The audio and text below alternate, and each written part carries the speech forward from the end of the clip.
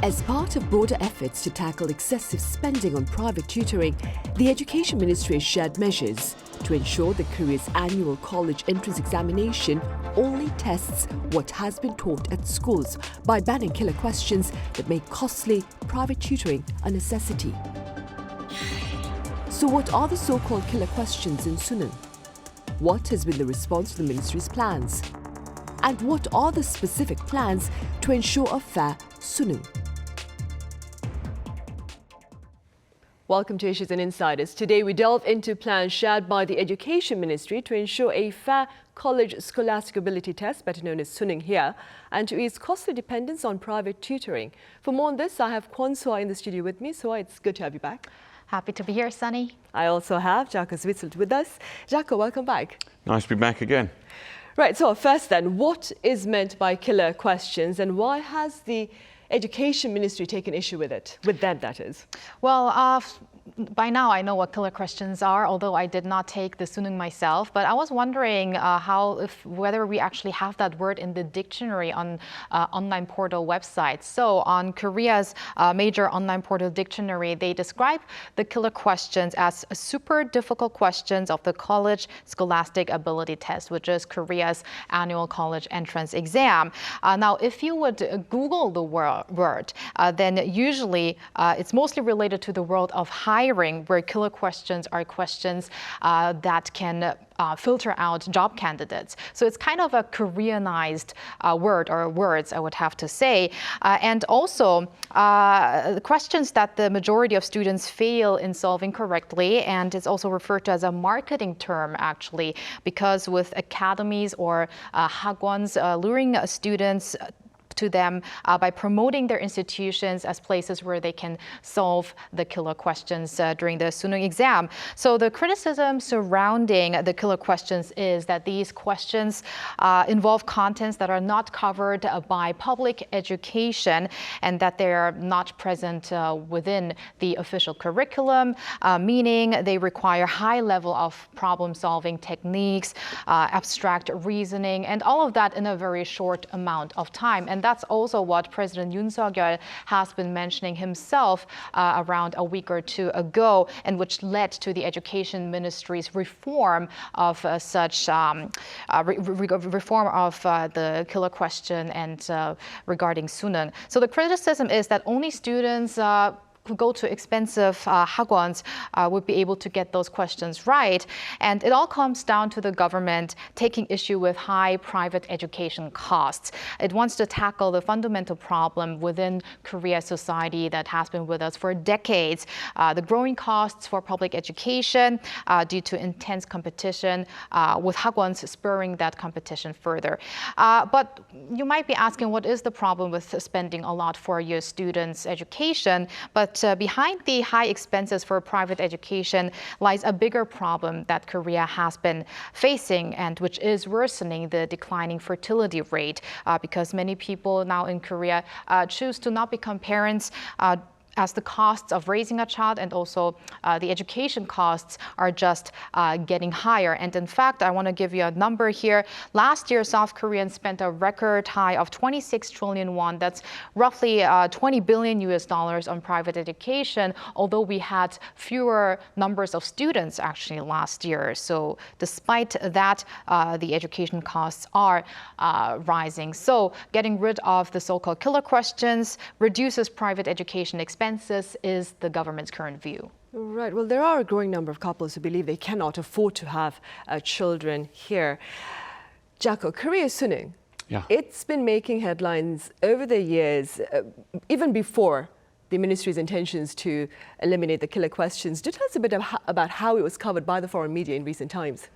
Yeah, the Suneung has been a favourite topic for decades of foreign media. I would advise any incoming overseas correspondent who wants to be in Seoul that if you're going to be here for a couple of years, make sure that you do at least one Suneung story in November of any given year. And there are certain elements that should be present in any story in a Suneung, and those are police rushing late students to the exam taking place. That's a great favourite of TV news. You always see a scene of somebody hopping off a police motorbike or getting out of the back of a cruiser. Planes forbidden from taking off or landing, especially during the English oral test, so that the children can hear what's being said on the microphone, on the speakers. The stock market opening late, office workers being encouraged to go to the office late so that the test takers can be on time, extra bus services, and of course the all importance of the Suneung for entering university. An interview perhaps with a mother in front of a school gate with some rice cake that she's sticking to the school gates. There is a hope that her son or daughter will pass the Suneung with a good grade. And then some criminal stories about people buying and selling test answer sheets, model answers. And then the sad stories about the candidates who don't do well this year, who have to wait a year and try again and do it next year, combined with the psychological pressure, the depression, and sometimes, tragically, the suicide risk for those who don't get the desired score. So these are all elements of a typical Suneung story every year in November. Right, and that being said, the Education Ministry's intentions to eliminate the killer questions, as I mentioned earlier, have also made quite a bit of international headlines in recent days. Jacco, what has been the gist of that coverage? Yes, so the New York Times, AFP and Bloomberg have all done stories in the last week about this killer questions issue. And as Soa earlier said there, President Yoon made some remarks that then trickled down, as these things do, to the Education Ministry. So Education Minister Lee Joo-ho was quoted as saying that he would do everything in his capacity to exclude questions that were outside the public education system and make it a fair test. Now, AFP have pointed out that this is not the first attempt to make the changes to the system, and that in fact previous changes have failed. Earlier this year, there was an attempt to remove killer questions from the mock test, which was held on the 1st of June, which is why we're talking about this, because that plan failed, because the killer questions were there in the mock test after all. So that's why we're here talking about an actual exam. The real Suneung, of course, is on the 3rd Thursday of November, but we're talking about it because of those mock exams. Now, the New York Times reported that Lee Gyu-min, the president of the Korea Institute for Curriculum and Evaluation, he's taken responsibility and resigned over this fiasco.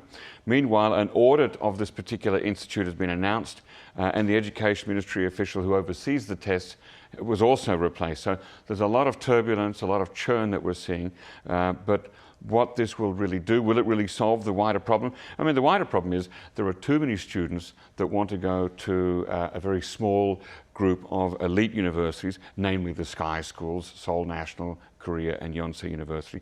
And these tests and the killer questions in the tests are designed to weed out the applicants so that only the elite among the elite, those who get the full score in the test, are able to go through, because the number of candidates exceed the number of available places. Now, the New York Times quoted a former private tutor who explained that if you take out the killer questions, you have to make a bigger private penalties for making errors on the easier questions. So there's got to be some rectification on the other end of the scale to basically fix the balance. So in order to be able to differentiate the top candidates who will go to the chosen elite. So it's really probably not going to solve the problem.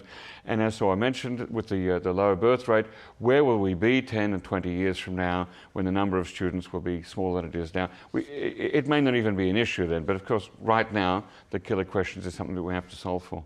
Right, it is, which is why, so this past Monday, the Education Ministry shared a few measures with that in mind. Do tell us a bit about them. Right, so expanding a little bit on the media reports that Jacco earlier cited, the Ministry of Education promised to put an end to what it calls a vicious cycle of private academies profiting from preparing students for extremely difficult questions in the nation's Suneung exam. So the details have been unveiled on Monday by Education Minister Lee Joo-ho.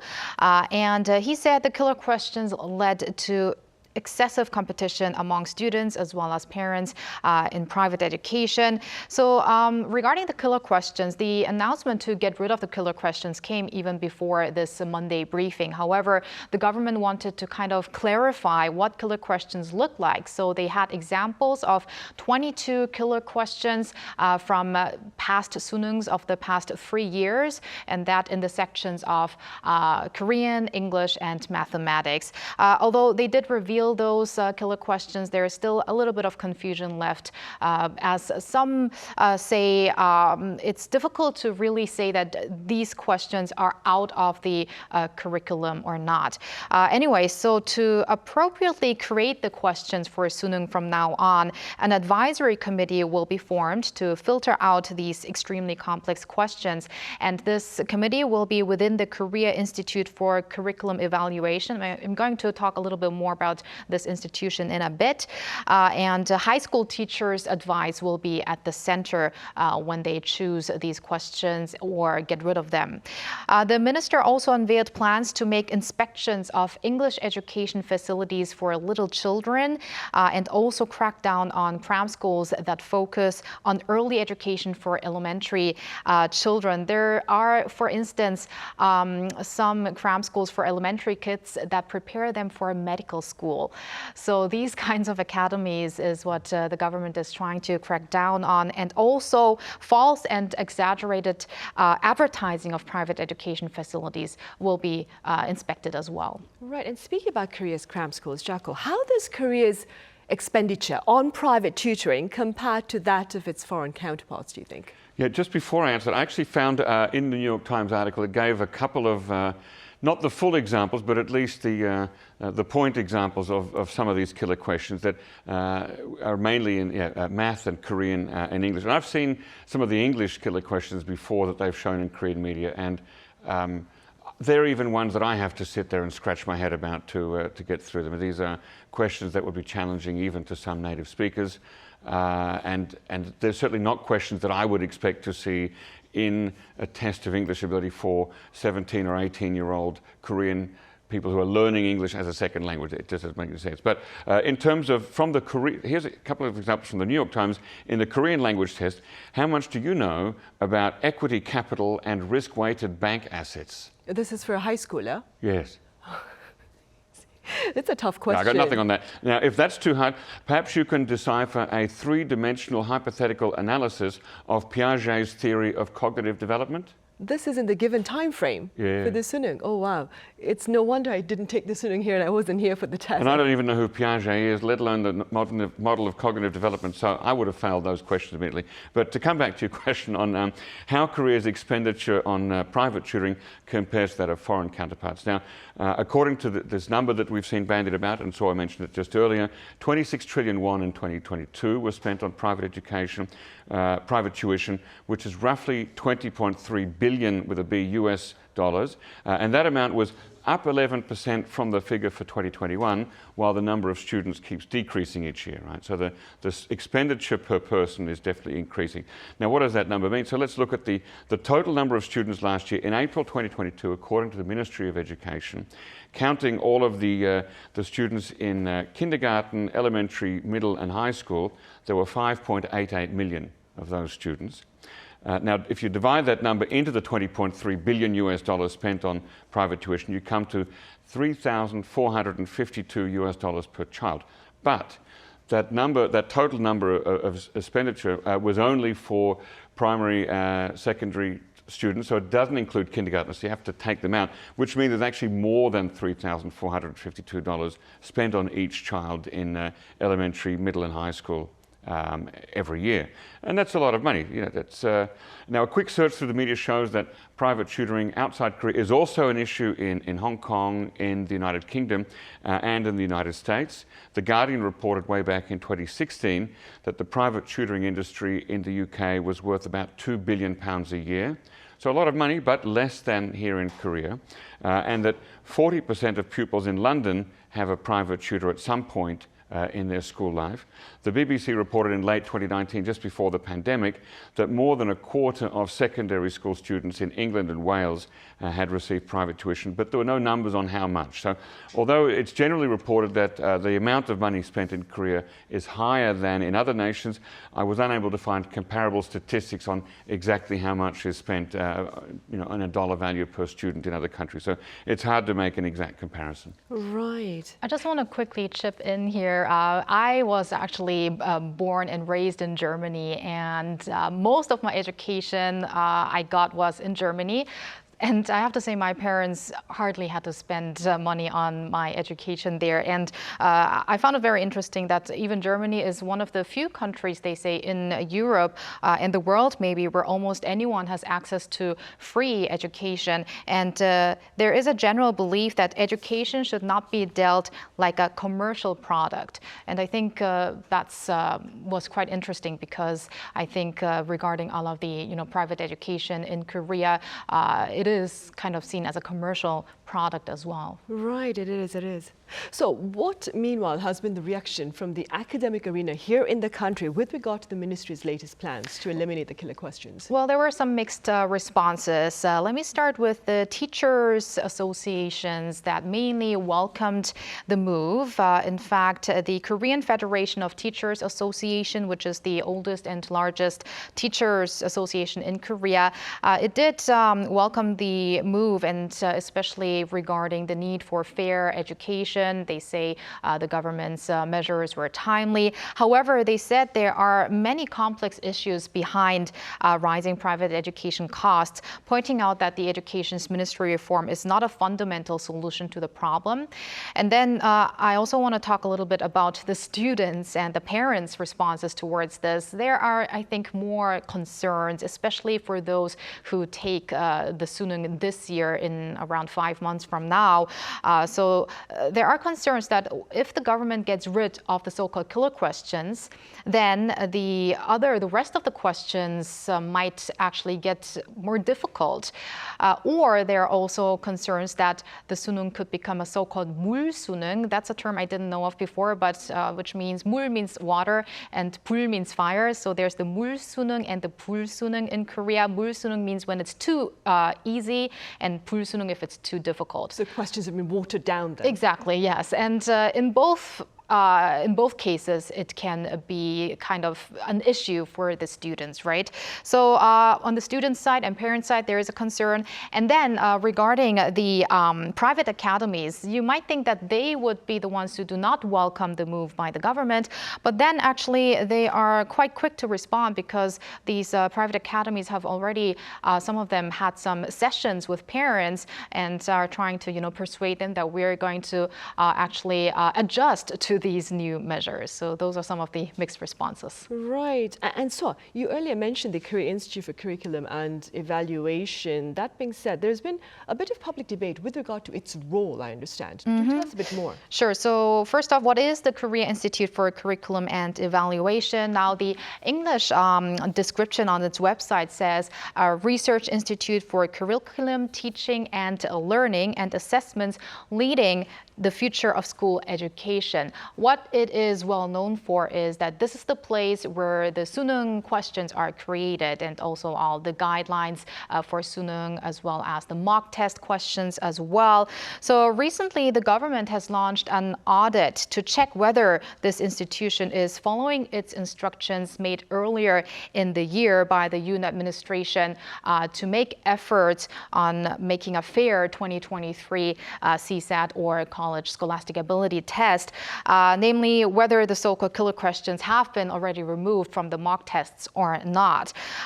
Meanwhile, there has been also some debate on the Institute's role and responsibility, meaning there are calls for the Institute to do more, especially amid the government's push for a lesser focus on the private education. And one of the demands that have been raised was providing students with the results of the Suneung test following the exam. Now, our foreign watchers might not be aware of this, but it takes around 3 weeks before you actually get the scores of the Suneung exam. So the academies try to give as much information as possible right after the exam. But now there are questions on the KICE, the institution, to provide these answers. But what the KICE is arguing is that there's roughly a 7% chance of error in the marking process if they do make these students, check their answers right after the test. So we'll have to see whether there will be some changes regarding this institute or not. Right, I see. And beyond borders, Jacco, are standardized tests elsewhere, that is, for college applications, of course, are they a source of debate or dispute in other countries? Yeah, absolutely. Wherever there are standardized tests, there is controversy in every country. And it's not a new thing. It's been around for a long time. I mean, when I finished high school in Australia some many years ago, my own state was already moving away from a single set of standardized tests towards a more rounded assessment of each individual as a student, trying to incorporate the grades achieved at school over a longer time, and also things like extracurricular activities, volunteer work, that sort of thing. So in researching this discussion, I found an article from Forbes magazine just last November talking about the situation in the United States, which is of course famous for its SATs. It said that more than 80% of four-year colleges will not require standardized tests for an admission process in autumn of this year. So that's already in almost all of the schools there. And let me share a quote with you from that article, which is from the National Center for Fair and Open Testing, which is a non-governmental organization that tries to end misuses and flaws of standardized testing. And its executive director, Harry Fairder, said these schools, and that's the 80% who don't want the standardized test results anymore, these schools recognize that standardized test scores do not measure academic merit. What they do assess, quite accurately, is family wealth. But that should not be the criteria for getting into college. So it's almost exactly what we're talking about here, is that people who do well in the Suneung, that's a measure of how much money their parents have and how whether they can afford the best tutors or the best cram schools to go to. But of course what we have overall is still a long-standing supply and demand problem and a competition for a limited number of places at the best universities and to the most desired degrees like medicine, law and things like that. So how do we solve for this in an easily measurable way? I don't think any country has yet found the perfect answer. Right, that is a good response. So in the meantime, what efforts are being made here on the national front to ease anxiety ahead of this year's Suneung? Sonny, to be honest, I didn't find much on this yet because the government has just made the announcement and now all of the questions are arising. So probably I bet there are going to be more briefings, maybe some changes here and there. But what's really important is that to make clear what is changing, and the government has been reiterating that the level of the Suneung exam won't be going down. It won't be leveled down. It's just about eradicating the killer questions. And that is why the students should just continue studying as they have been studying for Suneung. And that is also what educators and experts are saying right now. Just continue like you have been doing so far. Right, good to know. And very briefly speaking, Jacco, what do you believe should be the priorities as Korea seeks to enhance its academic arena? Well, speaking as a non-parent, I have less skin in the game than others, but I would suggest that Korea really needs to have a long and deep soul-searching conversation amongst its citizens about what are the priorities here. I mean, if you take our current situation to its natural conclusion, in a number of years you'll have a nation where everybody has a university degree, but nobody knows how to build or repair anything, and no one wants to work in the service industry. They only want to work at the top end of the white-collar workers.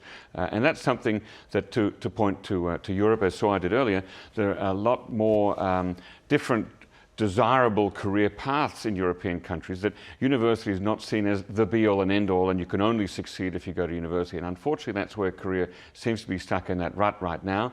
And so I think that that's a conversation that needs to be had. And I won't be a part of it, but I'll be there watching. Right. I'll be hopefully a part of it if I can. All right then, Jacco, as always, thank you very much for your time and your thoughts today. And Soa, thank you very much for your insights. Anytime. Right, well, that ends Tuesday's edition of Issues and Insiders. Thank you for watching. See you same time tomorrow. That is Wednesday.